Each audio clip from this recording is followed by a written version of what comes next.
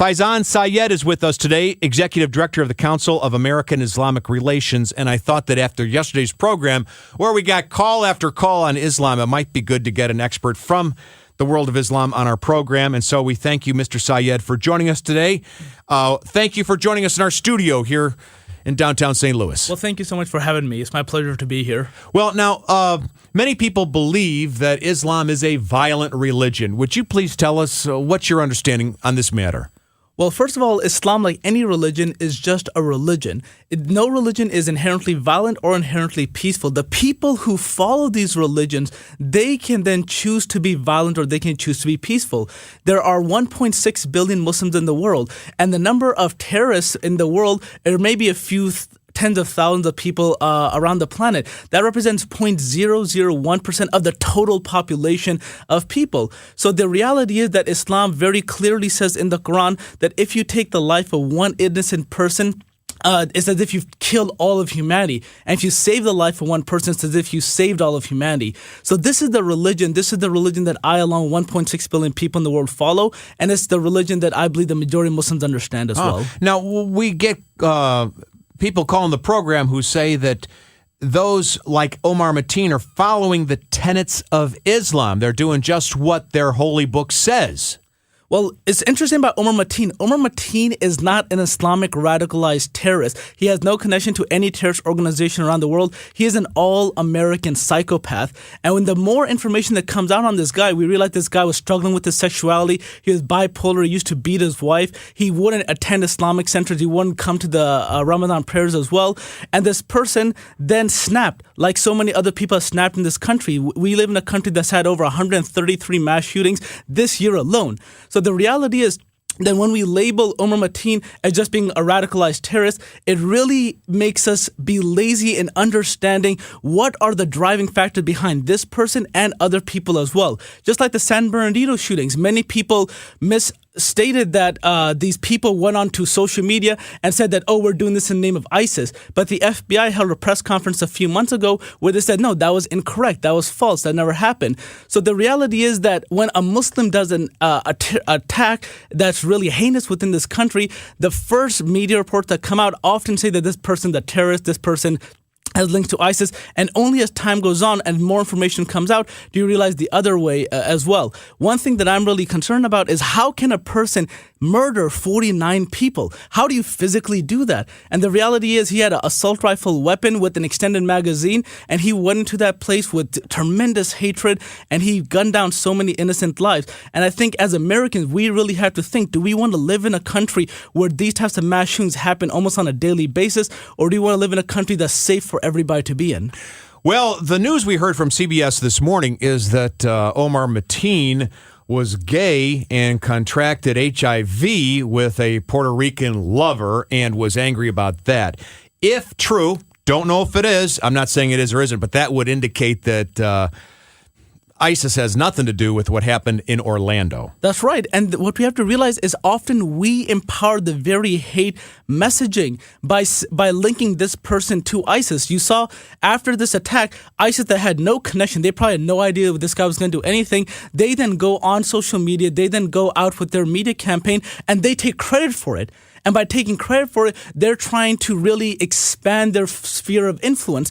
In this country, we see that the more you're in the media, the more popularity you might get, even if it's bad popularities. Right now, we have somebody running for president who really thrives on any type of media coverage. So we have to be careful that when these types of incidents happen, to not label it as something that it's not. Okay, why don't we take a few phone calls here at 436-7900, 800-925-1120. I know many of you have opinions on this. Some of you have studied it, and this is your chance to challenge what has been said. Faizan Sayed is with us as Executive Director of the Council on American Islamic Relations. Good morning, Dennis. It's your turn on KMOX. Yeah, hi. I was watching a program on CNN last night called Why Do They Hate Us? And they said on there that the radical Islam thing got started back in the 50s because an Egyptian guy went to a dance at a college and didn't like how he saw people touching each other and how the girls were dressed. And number two, another Islamic specialist said that the 72 virgin thing is actually mistranslated, and it's 72 raisins. And I was wondering, is that true? That's a tremendous question to ask as well. I'm not sure about the 1950s reference.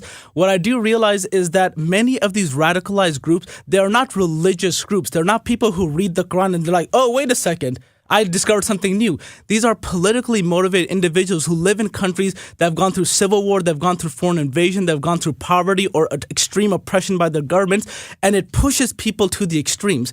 So when another research was done by Pew Research in this country and across the world, actually researching Muslims, and they found that those people who held extremist values, none of them cited religious texts. All of them cited political reality that they were going through. So when we understand Islamic radicalization, we have to understand it from that political context that affects the lives of millions of people around the world. Okay, what about this 72 virgins in heaven if you're a suicide bomber? So this is something that's always out there. There's a lot of these really interesting things that the reason these people do the attacks is so they can get 72 virgins, even though that might be a mistranslation, might be 72 raisins. But the reality is these people are not doing the attacks because of 72 virgins or raisins. They're doing it because they've probably seen some of their family being killed. They see their country under military occupation. They see the leadership of their country oppressing their population through torture, through extreme brutalization that we don't have in this country, thank God, which is why so many Muslims want to come to America and the West, and that's why they become radicalized. A small portion of them become radicalized, become crazies, but the majority, if you remember the Arab Spring, the majority of Muslims responded to that by going on the streets and peacefully demonstrating and protesting. Our next call this morning comes from Don. Hi, Don. Hi, how are you? Good, thanks a lot for calling. Thanks for coming on. Hey, just real quick, I am Christian, and I wanted to read and study about Islam, and I read a book about Muhammad himself and the history, and it just seems to me that there's intolerance even from the start, and how it's been interpreted over the years I know has all been different, but I just went to the original, and it seems to me there's intolerance from the beginning when he went to war with some of the tribes and things like that. So can you address that for us? Of course. Thank you so much for that question.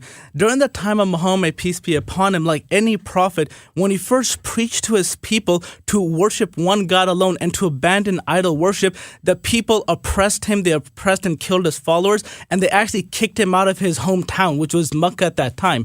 When he went to the city of Medina to find refuge, armies of Mecca actually went of pagan followers to destroy and kill all the Muslims. And that's when the war started in Arabia at that time. So when many people discuss warfare in Islam, they're forgetting their own histories. If you're a Christian, what did the people do to Jesus? If you're Jewish, what did the Pharaoh try to do to Moses and the children of Israel? There's always oppression that happens to people of faith. And Muhammad, may peace be upon him, was the man who, when he fled his hometown to a new refuge, he was pursued by those people as well. And those people came with armies to try to attack him. And then those wars led to the eventual conquest by the Muslims of the Arabian Peninsula. Okay, folks, we're going to need to take a break here, and we're going to come back with more of your calls. Thanks for all of them. Faizan Sayed is with us today, Executive Director of the Council on American Islamic Relations. You know the phone number is 436-7900, 800-925-1120. We'll continue presently, but first, right now, Faizan Sayed, Executive Director of the Council of American Islamic Relations. And, by the way, an immigrant from Pakistan, of all places, correct? That's right. I moved here when I was 4 years old to Kirkwood, of all places. And what did your parents do, or what did they do? Or my dad, he was the laborer. He did construction work for many years. He still does construction work. Now he's retired. He's trying to do wedding photography. Okay. Which is interesting. He's a big, burly guy, and now he's got a photo camera. So I grew up in Kirkwood. I had beautiful neighbors my entire life, and I never had any issues. And only recently, being a young adult, do I now see Islamophobia rising in this country. Okay. Do you think, as Donald Trump has said, that Muslims should be banned from the United States until we figure out what the hell is going on? His words, not mine. Yeah. No, one of the things that I find really troubling is that Donald Trump is a mouthpiece for ISIS. When you read ISIS magazine that are published in English, that are published for a Western audience, sometimes the front cover stories are of Donald Trump and his quote. And the reality is that we have to realize that ISIS benefits from these types of crazy things because it helps them radicalize people who live in the West. And also, to be frank, Donald Trump and others in this country benefit from the attacks that ISIS does because it gives them legitimacy. And that's the crazy world we live in, where the most extreme groups within Islam and the most extreme groups within the United States are really reinforcing each other and benefiting from the existence of one another while the rest of us are in the middle. All right, let's get to the phone calls. If you want to compare wits with our guest, this is the time to do it. Hello, Sarah. You're on KMOX. Yes, my comment or question is about Pakistan and their recent ruling that women can be beaten lightly, and I resent that as a woman. Thank you. I don't know about that. How about you, Faizan? Yeah, no, that's something very, very crazy. I heard that on the news, just like Sarah heard that on the news as well. And really, you just have, you have to realize the Muslim communities are 56 countries around the world. And they, for whatever reason, passed these really odd laws that really don't make any sense within our community. Just the only thing I can tell you is that's what the country of Pakistan, which is own nationalistic independent state, had decided to do. But if you look at Indonesia, you look at Malaysia, you look at Turkey, you look at dozens of other Muslim countries around the world, that's not the case there. So I would always be careful that many times in the West, we conflate, oh, this one Muslim majority country did this, therefore they represent all Muslims around the world. Versus in our own country here, we sometimes pass really crazy laws here as well that then represent Christianity and then represent all Americans. And that's just a way we have to look at it. Well, it's funny you should say that because yesterday our colleague Mark Reardon on the afternoon program played the sound of a Chinese motivational trainer beating people in a workplace. And I don't think that represents all of China, right? Gary, you're on KMOX. Yeah, hi, Charles and Mr. Syed. Before I'm labeled a Islamophobe, I just want to say that I had a best friend of 14 years from Goa, India. She was a Muslim Indian.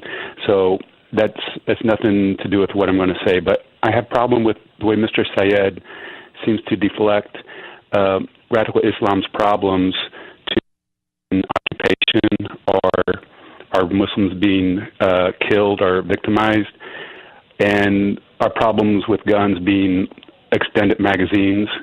I guess the 9/11 is America's problem for building airplanes too big. I just don't agree with his point of view on these things. That's a fair point. Was it the size of the magazine or was it the psychopathology of the perpetrator that's to blame? Gary, thanks for your phone call. Really appreciate it.